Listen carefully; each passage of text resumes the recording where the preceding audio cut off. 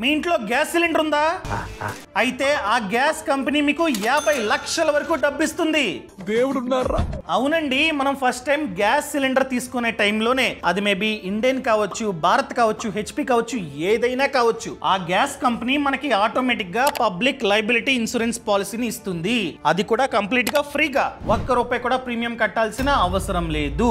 So future లో by any chance మన mistake లేకుండా గ్యాస్ లీక్ అయ్యి బ్లాస్ట్ అయిందనుకోండి, ఈ బ్లాస్ట్ లో ఎవరైనా చనిపోతే ఒక్కో మనిషికి 6 లక్షల వరకు ఇన్సూరెన్స్ ని ఇవ్వాల్సిందే ఆ గ్యాస్ కంపెనీ.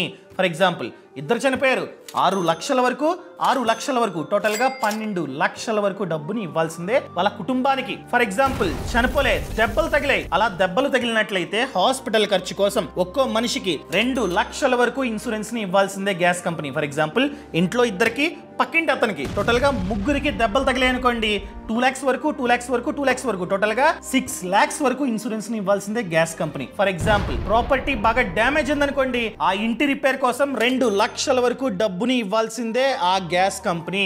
అర్థమైందండి? ఇలా ఒక్క యాక్సిడెంట్ కి, ఒక్క ఇన్సిడెంట్ కి, అందరికి కలిపి, అన్ని డ్యామేజెస్ కి కలిపి 50 లక్షల వరకు గ్యాస్ కంపెనీ ఇన్సూరెన్స్ ని ఇవ్వాల్సిందే. అండ్ మీరు అడగొచ్చు, ఎలా క్లెయిమ్ చేసుకోవాలి బ్లాస్ట్ అయితే? ఏం లేదండి, ఎవరైతే డిస్ట్రిబ్యూటర్ ఉంటారో వాళ్ళ దగ్గరికి వెళ్ళి ఈ డాక్యుమెంట్స్ ని సబ్మిట్ చేస్తే వాళ్ళు పైకి పంపి క్లెయిమ్ ని ఇప్పిస్తారనమాట. ఈ సమాచారాన్ని ఎవరింట్లో అయితే గ్యాస్ సిలిండర్ ఉందో వాళ్ళకి షేర్ చేయడం అస్సలు మర్చిపోద్దు. ఈ విషయం చాలా మందికి తెలియదు.